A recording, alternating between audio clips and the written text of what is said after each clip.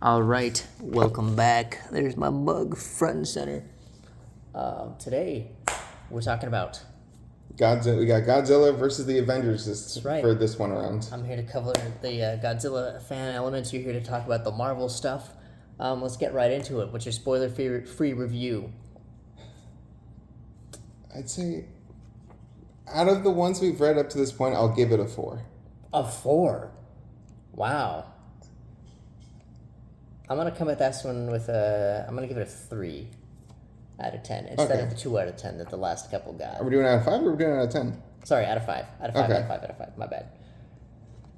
Yeah. So that's our spoiler-free review. Want to talk about the artists real quick?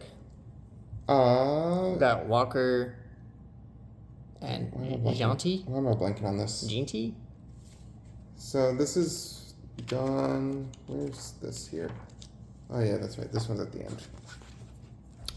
Hold from. Yeah, hold on. Because I'm blanking on who the artist was. We should have skimmed it. We should have. Trying to hammer these out. David F. Walker and Georges Genti. Okay. Are they notable for anything? Do you remember? No. Okay. Well, within my regards of my personal comic reading, no. Okay. The names don't ring a bell. Okay, that's interesting. So they haven't done a lot. Not that I've read. Right. But you have a pretty extensive collection. Yeah. So, so that's kind of it. Getting into the last thing, the Godzilla design in this comic. On the cover, some Millennium style design, which would be the early 2000s. Which goes in line with the comic time period, because this is the point where the MCU is just getting started, so they're trying to push the Avengers to be the big team. And this is the new Avengers run that brought Spider-Man or gave Spider-Man the ability to go into the actual Avengers lineup. This was his first Avengers team that he was part of. Yes, it is the Millennium design. Specifically, it's the Godzilla 2000 / Godzilla vs. Megaguirus design. You have the purple spines and the golden atomic breath, which you only see like once, I think. Yeah. In this particular comic. Another notable thing. This comic, all of the other ones so far kind of fit into continuity, at least with each other. This one doesn't.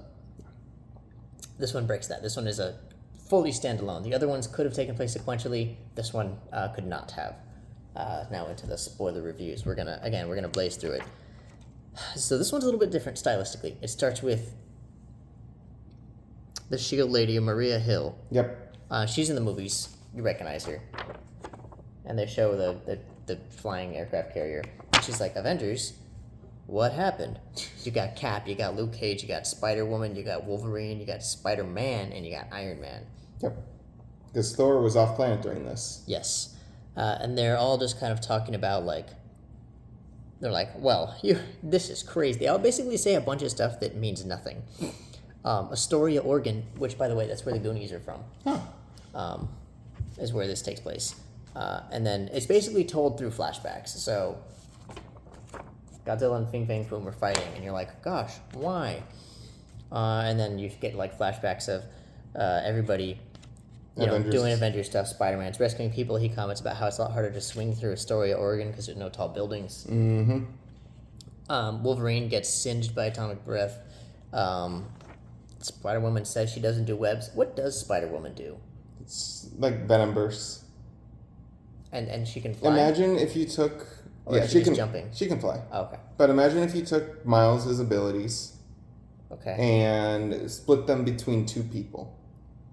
Which abilities? Just tell me what abilities she has, because... The, venom bursts. Okay, so she has a little shocky shock. Yeah, she has the shock part of that, but doesn't have the web slinging ability. Okay, can she turn invisible? No. Okay, so she just can fly and shock things. Yes. So where's the spider elements? Spider-Man is doing good in sales. Awesome. Well, let's make a Spider-Woman with completely different powers whose suit doesn't resemble him at all. Because there's another Spider-Woman that has the abilities of Spider-Man. See, that makes a lot more sense, though, doesn't it? Yeah, that's because there's the Jessica Drew, which you see in the comic, and there's Julia Carpenter, who's the other Spider-Woman. I'm opposed to this Spider-Woman. She should have her own identity, because besides sharing a name, that's it. Anyway, you got Fing Fang Foom. He's got his purple shorts. That's because a running thing, too, in the comics with Spider-Woman, is that whenever you see Spider-Woman and Spider-Man together, Spider-Woman's like, I'm not related to him. That's funny. And then they're fighting, and then who shows up? Jet Jagger, Jet Jagger. He's got a theme song. It's really annoying. He starts throwing down. I read a snippet of it in the. That's a different theme song. In the new Godzilla comic? Yep. Okay. Anyway, and everyone's like, "Who's this guy? Where'd he show up?" He starts throwing down. Fing Fang Boom Boom gets stuck in Spider-Man's webs. They do reference Jet Jaguar Thumbs Up, which I thought was fun. Jet Jaguar does this in the 2024, or maybe it was the 2023 anniversary special. They made a short clip where Godzilla and Jet Jaguar fight. And then there's a frame that like went around as a meme for a while where he's just like, it's great. I would put it up on the screen, but I'm too lazy to edit that. Anyway, and then at this point, Maria Hill, was that her name? Yeah. She's got the head, and she's like, guys, what's going on? Who's this dude? Turns out a bunch of kids just like built him out of the original Jet Jaguar plans that they found. One of them is the guy who made his niece. Yeah. Or something. The niece of the original creator. Yeah, who I haven't seen Godzilla vs. Megalon in a minute. You had to forgive me, but that movie's not very good. So I don't remember his name. It says in here somewhere it's like Goro Maki or something. Anyway, it's Goro something. Jet Jaguar gets in there. He throws down a little bit. Godzilla rips off his arm. Fing Fang Foom fights him a little too. He gets destroyed. And then Maria shows up and is like, Fing Fang Foom, what's going on? Or maybe the flashback is over. The flashback's over. Yeah, This is going back to the current. Yeah, like, so they basically tell Maria all this stuff. Yeah. Then the flashback's over. Was Maria Hill in the comics before the movies, by the way? yes. Okay. Did they change her design to match the movies? No. Oh, That's just. that's cool. But then they actually did a pretty good job, like, picking an actress and giving her a haircut. Yeah. Yeah. The only notable one that they had to change drastically in the comics in mainline was Nick Fury. Okay. So anyway, they're like, Fing Fang Foom, what's the matter? And he's like, they called Godzilla the thing of the monsters, king of the monsters, but I'm the king of the monsters. Wah, wah, wah. I'm the king of the monster now. And then they show even earlier when they started fighting. Yep. And yeah, then they're like, what do they even do? Then they show more fighting from earlier. Mm-hmm. The kids are like, maybe we can. Oh no, this is now, like more. They start fighting again. Okay. No, this is going back. But this is Jet Jaguar's destroyed. Oh, that's Jet Jaguar's destroyed in the present. Yeah, because This even is earlier. even earlier. But then this is a present page because Yep. it's red, and then this is earlier again. Yep. But then this is present because it's got the red. Okay. Godzilla beats up Fing Fang Foom, leaves. Because he established that he is the king of the monsters. Yep. Rip Astoria, Oregon. And there's this running like joke where Cap and Iron Man's like, wow, this is cool, and Spider-Man's like, I don't get it. It doesn't look like a jet or a jaguar.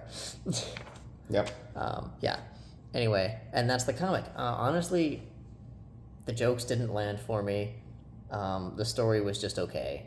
I'm just partial to that era of Avenger comics. So it's just nostalgic for Yeah, you. it's I only more- gave it one higher because it wasn't a we fight then we team up. It was a little bit of the storytelling approach was a little bit different. Yeah. I want to show you guys the covers too real quick because some of these covers actually go crazy. This one's awesome. This one's pretty cool. I don't really Yeah, like. show him. Hold on, I'm showing you first. I know. All right, this one that's tight as hell, and then this one also pretty cool. So I believe the one with the Iron Man one is foiled Oh, that's in its original one. So the beams are Shiny. Yeah, are shinier than the pretty others. cool. This one is hilarious to me because it's got a guy like shooting a revolver at Godzilla, which is just hilarious. What do we all gonna do? Yeah, the guy showed up in a tank, so I pulled out my sword. Yeah. So any closing thoughts on this one? Like I said, my main thought was like, it's cool that they went with a different storytelling format Yeah. and that they didn't just fall back on. They also didn't merge anything. Yeah, there was no merging, no combinations, and there was no falling back on that we fought and now we're allies. It was more like we fought and we didn't really win, but we didn't really lose. Yep. It just happened. Yeah. And the reason this doesn't fall in line with continuity with previous comics, by the way, is because, at least in the Hulk one, Fing Fang Foom was dead. He was killed by the Thunderbolt Ross and his team. Right, but I think another one also established that Tony Stark had died at one point. Yes, also that. No, the same one established with Tony Stark. It was in both of them? Yeah. Okay.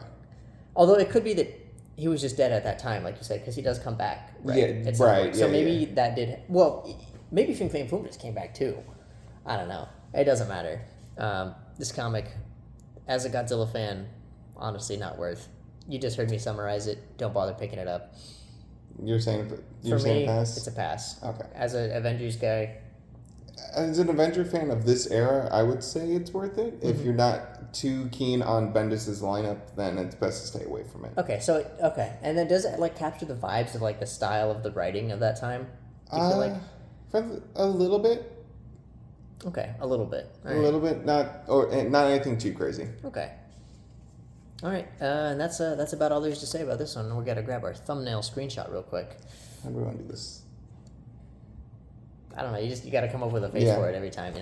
We'll catch you guys in the next one. And The last one. Yes, the last one. By far my favorite, Godzilla versus Thor. That one that finally breaks the mold and is good.